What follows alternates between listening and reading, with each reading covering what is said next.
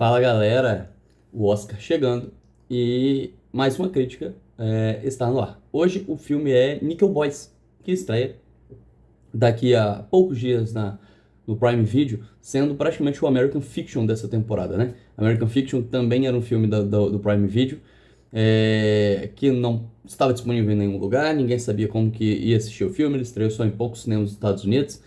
E aí, faltando uma semana para a premiação, ele foi liberado sem quase nenhum alarde no Prime Video, no catálogo do Prime Video. É a mesma coisa que vai acontecer com esse filme. Ele não vai ter alarde nenhum, ele só vai estrear, ele vai ser colocado ali na plataforma. E quem tiver ligado que assista. Não tenho explicações para essa ideia do filme, para essa ideia de divulgação da plataforma. Mas já aconteceu no ano passado e está acontecendo de novo. É um filme que não tem tantas indicações, mas são indicações relevantes, né? Ele está indicado a roteiro adaptado e a melhor filme. Então, querendo ou não, não é um filme com tantas chances quanto American Fiction, que não está sendo tão comentado, muito por conta dessa estratégia de divulgação, né? Ele foi divulgado para jornalistas no ano passado, e aí nesse ano ele estreou em pouquíssimos cinemas, então não é um filme que fez grande barulho. Se você comparar a quantidade de salas, por exemplo, até mesmo com a sala de onde estou aqui, Nickel Boys teve pouquíssimas salas nos Estados Unidos. Que é uma pena, porque é um filme muito interessante, que é baseado nesse livro aqui, do Colson Whitehead. Ele já escreveu um outro livro que também gerou uma série do Prime Video que se chama The Underground Railroad. E ele tem uma característica interessante, ele escreve livros de ficção histórica, que contam histórias de ficção, mas dentro de momentos históricos. Então são personagens que não necessariamente são personagens reais, apesar de, às vezes, baseado em uma coisa ou outra, mas eles estão dentro de uma narrativa real e muito bem documentada. Tá? Aqui, no caso de O Reformatório Níquel, ele traz documentos. Em muitos momentos ele traz documentos para comprovar fatos. Então você vê que é um livro que ele é fruto de uma pesquisa muito importante, muito longa sobre o assunto, e que aí o autor ele usa para construir uma história fictícia dentro disso. E ele conta a história do Elwood, que é um garoto negro que é enviado para uma dessas instituições, uma entre muitas que existiam nos Estados Unidos. Essa aqui especificamente fica na Flórida,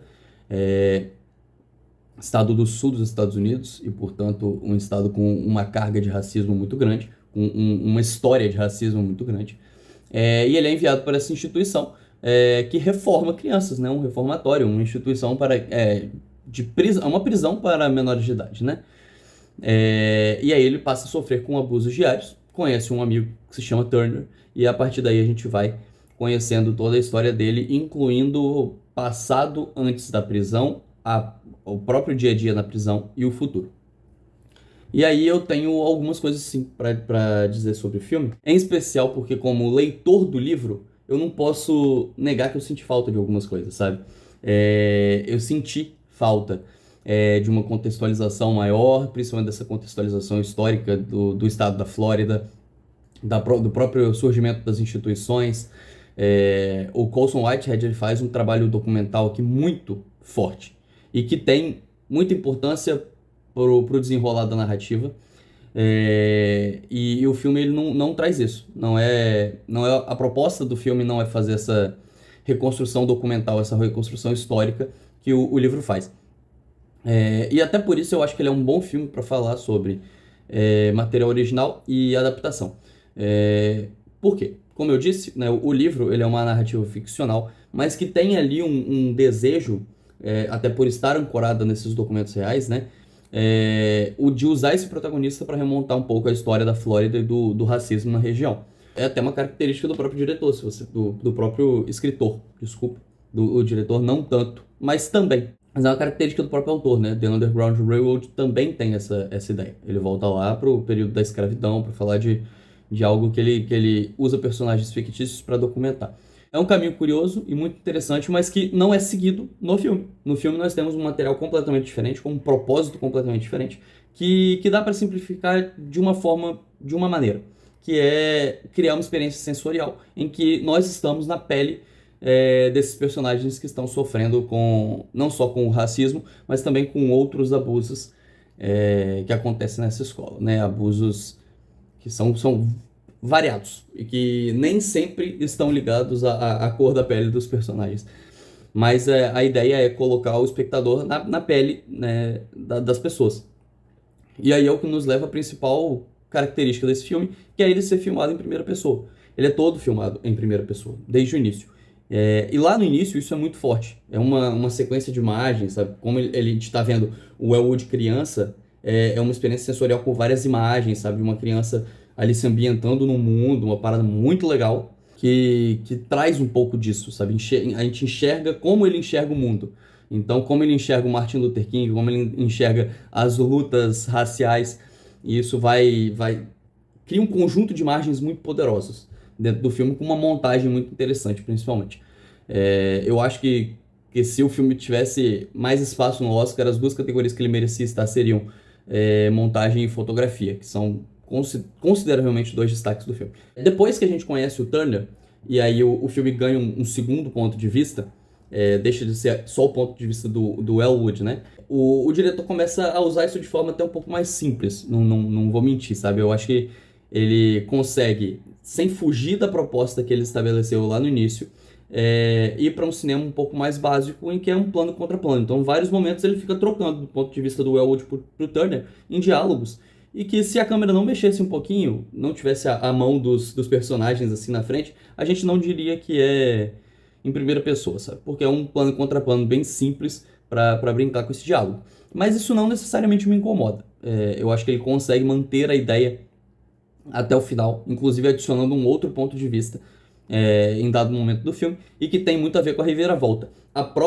Essa própria dinâmica das trocas de pontos de vista, ela tem uma ressignificação depois. E aí o final do filme ajuda, assim, nessa ressignificação, que é uma reviravolta muito interessante, e que, como leitor do livro, já me pegou desde o início, porque esse é um ponto também. É um filme muito fiel. Ele não é fiel à proposta, né, porque o livro não é em primeira pessoa, o livro é mais documental, mas só que ele é absolutamente fiel à ordem dos acontecimentos, a todos os acontecimentos, o que forma o livro, ele é muito fiel. Os personagens, as reviravoltas, não tem grandes mudanças. Então é até um pouco paradoxal, sabe? Porque ele é completamente diferente do livro, mas ao mesmo tempo ele é muito fiel ao livro. Eu acho que isso me pegou positivamente, sabe? E foi uma experiência muito interessante. Não vou mentir, né? Tem essa parada de usar um plano contra plano de forma básica em vários momentos, e em alguns deles cansa, porque parece que sem a contextualização histórica o filme fica um pouco perdido e você tem que fazer mais esforço para entender o que está acontecendo e o que está cercando os garotos. Mas é um pouco dessa dinâmica de você estar na pele deles, né? Então não faria sentido a gente estar na pele deles e tudo estar mastigado. Então, talvez, se ele fizesse toda essa contextualização histórica, a consequência fosse um filme absolutamente didático, que não era o objetivo do Rammel Ross, que ele não fez muitas coisas na carreira dele, mas uma das coisas que eu li sobre, não assisti nada da carreira dele, é meio que um documentário também. Então, mas não um documentário. E aí eu acabo entrando em outra contradição, né? Porque eu falei que o livro é documental e o filme não. Mas a câmera em primeira pessoa, ela também é muito usada em documentários, né? O No Other Land, por exemplo, usa muito bem essa perspectiva. Então, ele usa essa perspectiva para fazer um filme que tem características documentais, mas não querendo beber do documentário de contextualização histórica, né? Que remonta histórias.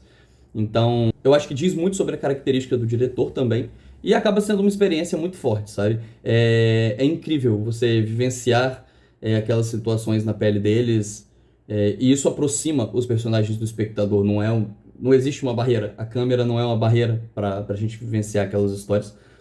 E como eu disse, também tem uma montagem lírica um pouco diferentona, que usa imagens históricas e outras coisas para construções temáticas nos intervalos, que é muito, muito interessante. E é um filme muito sensível, é um filme que ele consegue ser diferentão, mas sem deixar que isso vire prepotência, onde ele está o tempo todo meio que reafirmando como ele é diferentão. A ideia da primeira pessoa, e que é mantida durante 2 horas e 20 de filme, ela é uma proposta mesmo, uma proposta cinematográfica de colocar, de jogar a gente naquela experiência sensorial. E isso faz com que ele seja um filme diferente, mas como eu disse, não necessariamente prepotente, que fica falando que é diferente o tempo todo, mas com muito mais interesse em surpreender o espectador dentro da perspectiva, de ser sensível e às vezes até sufocante, sabe? É um filme que ele dá uma sufocada, mas sem perder essa sensibilidade. Gostei muito, é possivelmente um dos meus favoritos dessa temporada. A nota aí fica sendo 4,5 de 5. E fica a recomendação. O filme vai chegar no Prime Video essa semana e merece fortemente ser visto, assim como o livro, né? Vou deixar aqui o livro de novo, se chama O Reformatório Níquel e é uma ótima dica para quem quiser ler. É um livro super curto, muito rápido de ler, mas muito forte e muito interessante também. É isso. Curta, comente, compartilhe e até a próxima.